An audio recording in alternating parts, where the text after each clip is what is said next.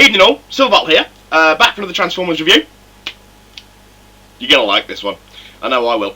Anyway, again, I must apologise for the lighting, but I've got two halogen bulbs down here, and I've got a big lamp up here, and it's just really bright, and ow, that was my eye.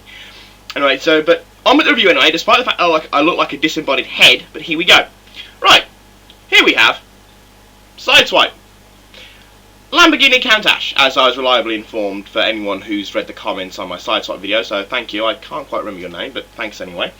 Here we have the original Dead End, whatever he was supposed to be, because I can't honestly remember. Okay, now, you're probably thinking, why is he showing us this? Right, this is why. Here is the new Sideswipe. Isn't that nice? Isn't that nice? This is Alternator's Sideswipe, and according to the little card, well, this is, I'll get into the difference, I'll get into Alternator and Binaltech in a minute, but here's the card, and according to the card that comes with this nice little, this pretty little thing, Sideswipe is a Dodge Viper SRT-10. Not quite a Lamborghini, but still very nice. Flashy chrome on the wing mirrors there. That's Sideswipe.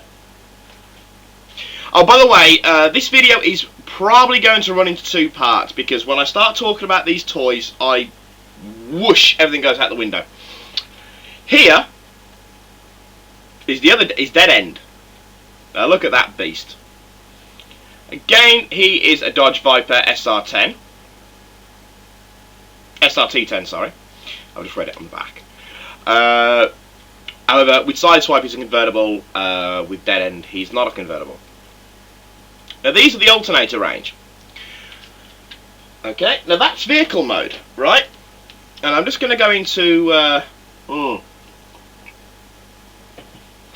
Here we have the original Blue Streak. And for those of you who've watched my Sideswipe Blue Streak video, you'll realise I was calling Blue Streak Silver Streak quite a lot. And here's why. I'm starting to feel like a Blue Pizza presenter here. Like, here's one I made earlier. This little beauty is why I was calling him Silver Streak. This is Silver Streak. Silver Streak in Alternator fashion. A Subaru. This is him in robot mode. Isn't he a beaut? Isn't he a beaut? Okay. To further reconcile this point, here we have original G1 Hound with a Stunticon weapon. Just never mind that, I only gave him that because I didn't get any other proper weapons with him. But anyway, there's G1 Hound. Still nice, still nice, still nice. But pales utterly into comparison with this guy. This is Alternator's Hound. And he is an Alternator. No, sorry, this is my Binaltech Hound. And as I said, I'll get into the difference between those two shortly enough. Okay. Now, isn't he a beaut? Isn't he a beaut? Right. But alternators were released in conjunction with each other through Hasbro and Takara. Okay. Hasbro being the American version, Takara being the Japanese. Now, the Americans call them alternators. The Japanese call them Binaltech. Now, there's not an awful lot of difference between the two, apart from one thing.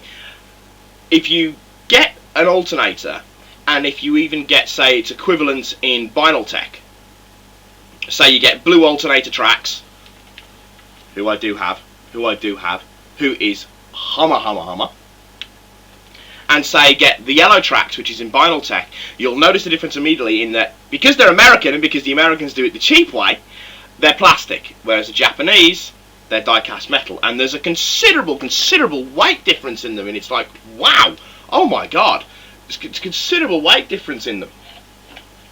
Now, Silver Streak was the first Binaltech alternator I bought, and I bought him on a whim.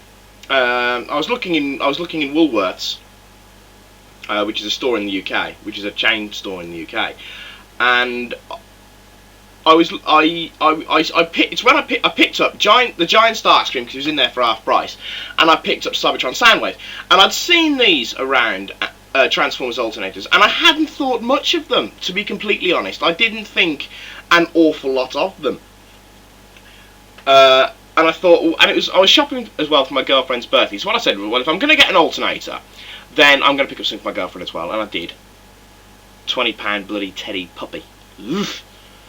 But anyway, I picked this guy up, and as I said, he was bought on a whim. And that was until I opened the packaging and started transforming it, and it was like, oh my god, oh my god, oh my god. To put it into a little perspective of how much this whim has blown me away, I have 13 alternators. Well, 13 alternators and vinyl techs. I think I've got 4 vinyl techs. Yeah, 4 vinyl techs and 8 alternators. And I bought these in about 3 weeks. And they're not cheap. They're about 15-20 quid a pop.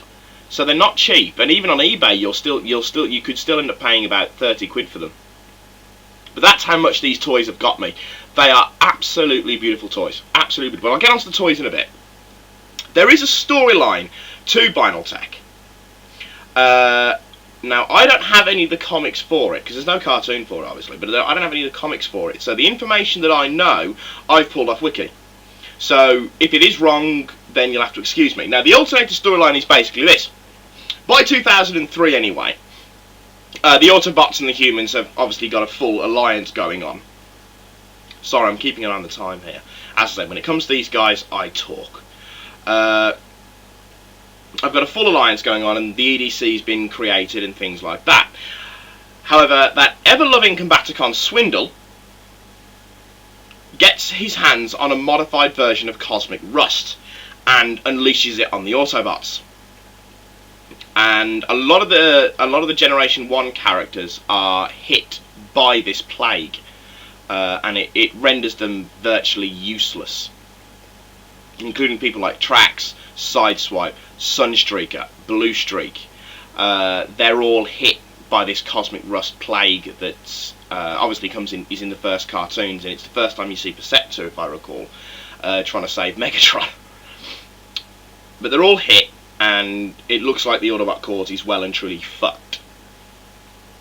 So they come up with this plan. Okay, now this plan, it goes in conjunction with various car manufacturers on Earth, and part of the storyline is part of the toy range, which I'll get to. The EDC rebuild all these damaged Autobots into proper scaled cars of the car manufacturers on Earth. Hence why people like Sideswipers and Dead End are both Dodge Vipers. I'll get to why the Decepticons become Vinyl Tech as well in a bit.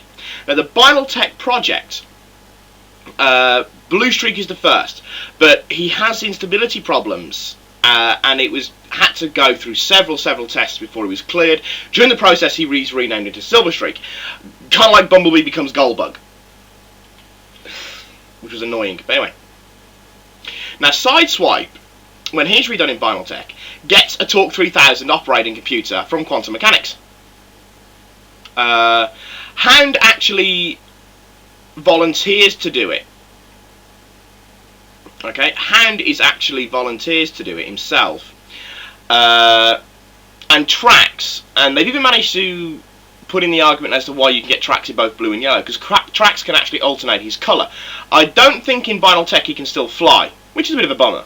I don't think he can fly. So I've actually got a stopwatch going, because I've got about 2.5 minutes left before this video has to end. Okay. However, the Autobots become alternators, much more powerful than they formerly were, and give the Decepticons a royal ass-kicking. But in secret, a cabal called Concurrence has formed. Their leaders are called Count Von Ranny and General Karrison Krieger.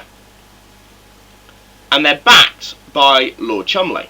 And Lord Chumley, for those of you who don't remember, is in Series 1. He's the big game hunter who wants to hunt Prime. Okay? I'll carry on with the story in the second video, which I will post straight away. I'm going to work on it now, so it's going to get done straight away, but I'm nearly out of time. So I'll carry on with the story in a bit. Okay?